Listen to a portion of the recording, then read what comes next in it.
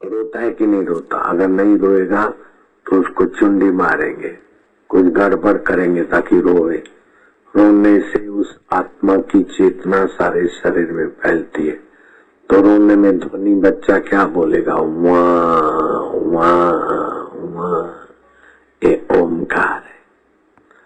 बच्चा जब बड़ा हो जाता है, बूढ़ा हो जाता है, हॉस्पिटल में डॉक्टर बोलते हैं अब ठीक हो नाई, तो चादर उड़ा देते तो क्या बोलता?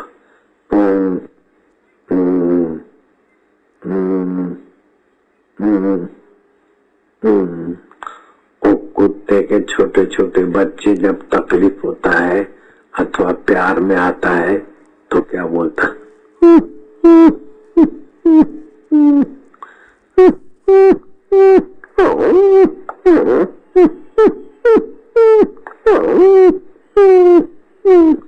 चूहे के बच्चे क्या बोलते हैं?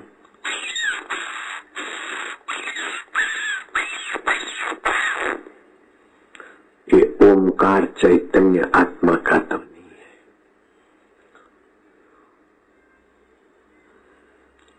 और श्वास में चलता भी है।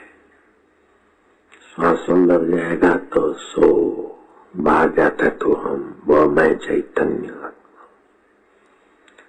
उधर भगवान है, खूब भजन किया तो सामने भगवान आए हैं, तो वह भगवान या यह भगवान, उसको देखने वाला मैं रूपी आत्मा का भगवान चाहिए। मैं नहीं होंगे तो उस भगवान को अथवा इन भगवान को वह और यह मैं की शक्ति से ही दिखता है। मैं नहीं होगा तो वो कौन बोलेगा? मैं नहीं हूं तो यह कौन देखेगा? तो जहां से मैं स्फुरित होता है वह चैतन्य आत्मा, ये मंत्र का देवता है।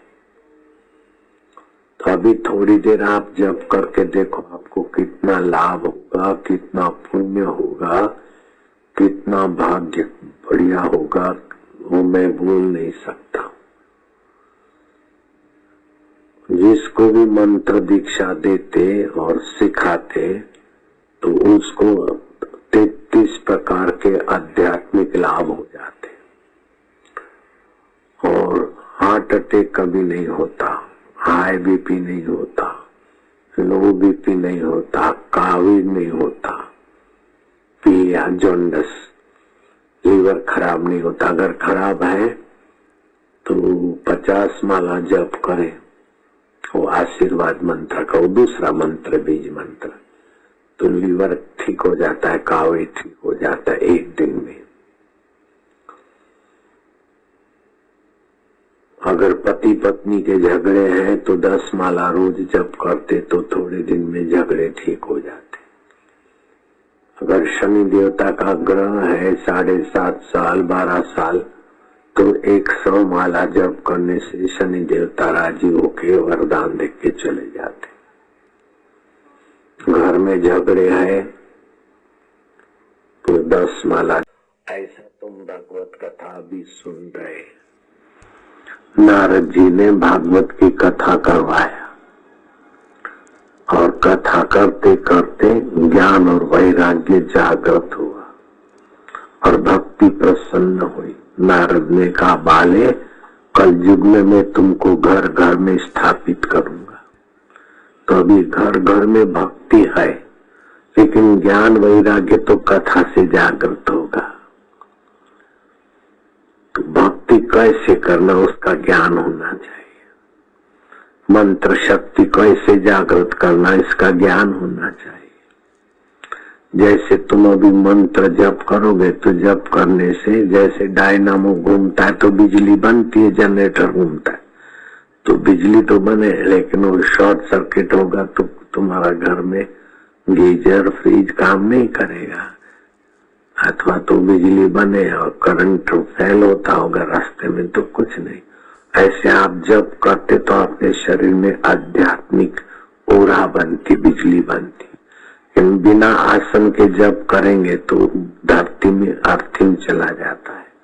नंगे पैर घूमेंगे तो भक्ति की शक्ति और बिजली समझो, विद्युत समझो, करंट समझो, धरती में चला जाता है।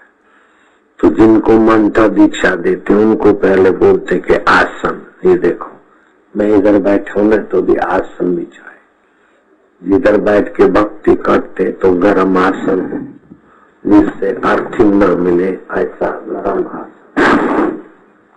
बिछाया। तो इससे भक्ति का जो शक्ति है अपने ऊपर आता है, नीचे जमीन में नहीं जाता है। और नंगे पैर नहीं, घर में भी जहाँ रसोई करते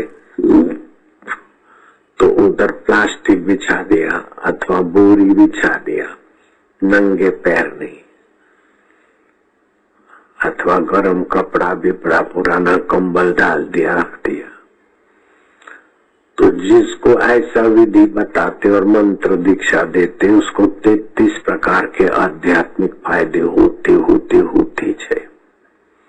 पहले जितना दुख होता था वो दुख नहीं होगा, पहले जितना भय होता था नहीं होगा, बीमारी होता था वैसा नहीं होगा, झगड़े बिगड़े वैसे नहीं होते, हार्ट अटैक नहीं होगा, हाई बीपी नहीं होगा, लो बीपी नहीं होगा, काविड नहीं होगा, है तो 50 माला जप करने से मिट जाएगा।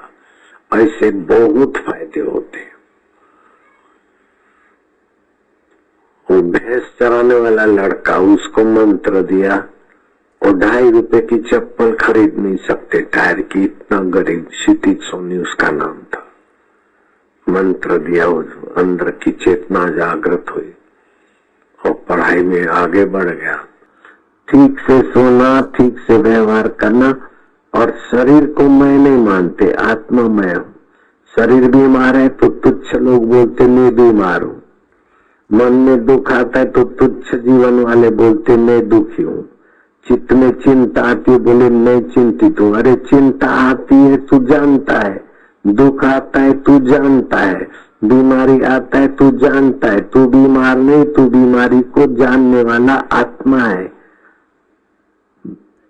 तू दुख को जानने वाला आत्मा है, तू चिंता को जानने वाला आत्मा है। आत्मा परमात्मा का है, लेकिन शरीर को मैं मानता है तो तुच्छ जीवन। और मैं आत्मा हूँ, मैं बीमार नहीं हूँ, शरीर बीमार है, मैं दुखी नहीं हूँ, मन में दुख है, दुख भी कम हो जाएगा, बीमारी भी जल्दी जाएगा, चिंता भी जल्दी जाएगा और भक्ति फलेगी। ये दिव्य जीवन है। हरि ओम ओम ओम प्रभु जी, ओम ओम पांडुरंगा, ओम ओम माजा विठला, ओम ओम आनंद देवा, ओम आत्मा परमात्मा, ओम ओम ओम ओम ओम ओम ओम ओम ओम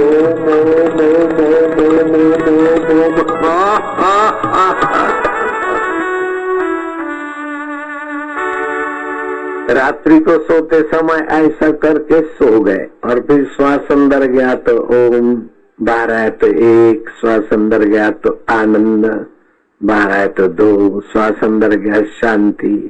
दिव्य जीवन शुरू हो गया। काय को दुखी होना, काय को बीमारी में गहरा गिरना। एकादशी को उपवास करना चाहिए, निष्पाप भी रहेगा, तंदुरुस्त भी रहेगा। और कोई कमजोर है तो 5 या 3 या 5 खजूर रात को धो के थोड़ा पानी डाल के भिगो दे। सुबह अगर पेट साफ नहीं आता तो दूध में उसको थोड़ा मिला के मिक्सी में घुमा के थोड़ा दूध और वो मिला के खाए तो कब्जियत ठीक हो जाएगा। कैल्शियम बढ़ेगा, खनिज बढ़ेगा, वायु की तकलीफ ठीक होता है, पित्त की, कफ की बहुत लाभ होता है। 15-20 दिन सर्दी में खा ले, शरीर मजबूत हो जाएगा। 35-40 रुपए किलो मिलता है खजूर।